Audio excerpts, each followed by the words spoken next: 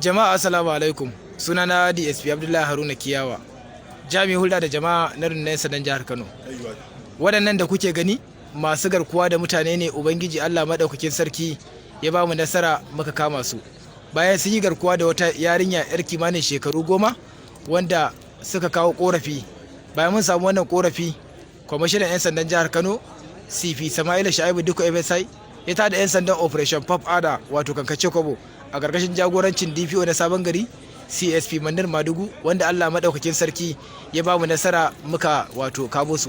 Yanzu dai za ku fara ji daga shi kansa mahaifin wannan matashiya ko in ce wannan yarinya da aka yi garkuwa da ita. To malam muna sauraron ka, me ya faru? Na da gidan Juma'a na tara cewa an dauke min yata.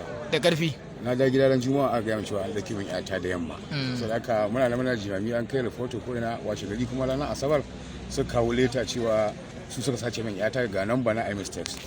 Muka musu text suka ce to za su faɗa min abin da za a ba su. A letan da na manta sun rubuta miliyan 15 za a ba su.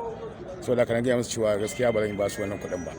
A ƙarshe dai suka ce za a ba su 5 miliyan za su zo su karba, amma daga baya da muka zo suka ce laraba za a ba su kuɗi, muka zance su amma in je gida za su aiko a karɓi kuɗi. Da suka zo suka turo yaro aka bashi, suka ce a'a yana turo yan sanda an zagaye area mu saboda aka ba su karɓa ba. Suka tafi da na fita ni kuma na fito daga gida sai suka ce min ai an gana in dawo gida za su dawo su karɓa.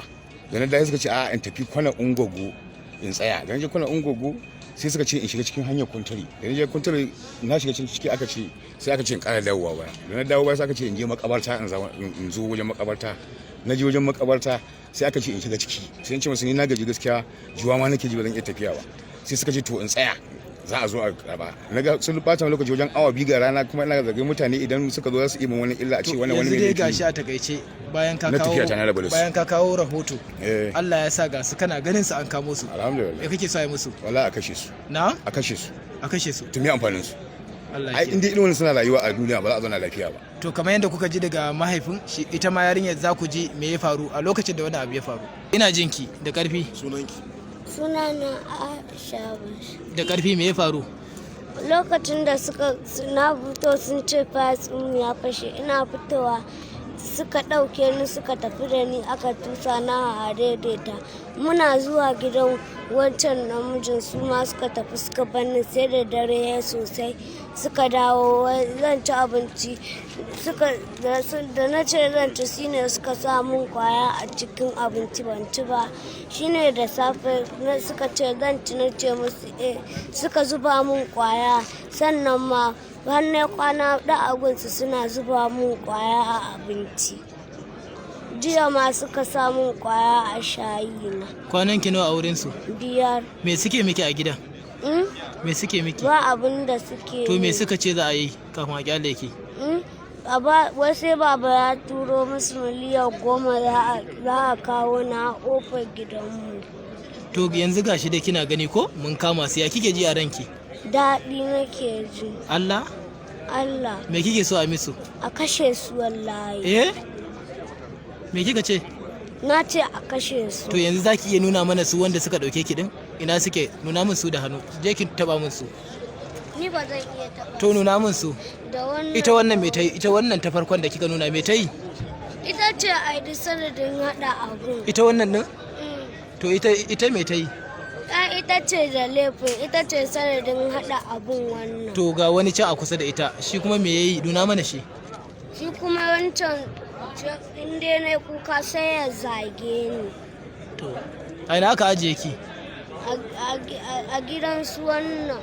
Wannan macen ko namijin? Namijin. Namijin a kulle na ɗaki suke yi. To alhamdulillah, kamar yadda kuka ji daga bakin wannan yarinya, ga wacce suka sace yarinyar nan da kuma wanda ya bada ɗaki aka ajiye ta, ana jiran sai mahaifin ya biya waɗannan miliyoyin kuɗi. Ga ta dai za ku ji daga bakinta. Me sunanki? Sunana Khadija. Na ce me sunanki? Sunana Khadija. Na'am? Sunana Khadija Musa. Shekarunki nawa? Shekara ta 17. To kin ji abin da yarinyar nan ta faɗa, da me kuka yi mata? Ya aka yi? Ni ba abin da na yi mata, kawai akwai wani mutumi Kali shine ya kira ni ya ce na je layin Amasco. Ga wasu yara nan za su ban ita na ajiye, zai dinga bani kuɗin abinci na ina ciyar da ita. Shi ne ce to ni ba inda zan kai ta, kuma ina jin tsoro. Duk chat ɗin da muka yi da shi ina da shi. duk abin da muka yi da shi ina da shi. Je ya min message ya ce na goge duka komai, sai ban goge ba. Duk komai nashi da muke yin magana ina da shi a cikin waya. Da suwaye suka dauko yarinyar? Ban san su ba, kawai sun bani yarinyar. Na? Kawai bani yarinyar suka yi. To ya kika da yarinyar? Sai na kai ta gidan wannan. A me kika dauke ta? A daidaita shi. To da kuka kai ta kuma me aka ce? Ni ban ce komai ba, kawai bashi ne, sai na bashi kuɗin abincin ta ne tafiya ta. Nawa kika bashi? Na bashi farko 10,000. Na bashi 10,000 da farko. Sai na ƙara mai 5,000, sai 3,300 so biyu, sai jiya ma aka bashi 5,000. To da kuka ajiye ta a gidan me niyyar ku na ajiye ta din? Ni ban san me zai yi da ita ba, shi Khalid din kawai ya ce min dan Allah zai kawo min wata yarinya ajiya, ni ban san. To amma ai gashi nan har kin bada kuɗi da yawa kin ci a bata na abinci. Shine yake tura min in bashi, ni ba ni nake ba ta. To ita yarinyar a ina aka ajiye ta? A gidan a Sabon Gari. Gidan waye? Gidan shi Noran. Na? Gidan wannan ne. Ina yake? Nuna mana shi. Na, nuna shi muga. To kai kana jin Hausa? Ina jin Hausa. Me sunanka? Sunana Abubakar. Abubakar. Abubakar kuma? Abubakar Abdurrauf. Abubakar Abdurrauf. Shekarunka nawa? 22. To kai ba mu labarin wannan abu. Ta zo ta same ni, ta kira ni a waya. Na ce a wannan kiran ba kan waya ba, ta zo ita gaya mu wai tana da yarinyar ta ne. Abin da ta gaya mun kenan. Tana da yarinyar ta ne, kuma tana zuwa aiki. Amma wani aiki za ta yi dai ta yi kwana 3 da ta je ta yi aikin. Ta na ce to amma ni ba da kudin feeding wanda zan ba, kuma ni ina fita. Ita gaya mutu ni abinda za ta yi, za ta ban 10,000 ni feeding inta. Sai na ce to ba matsala, amma kwana 3 ne.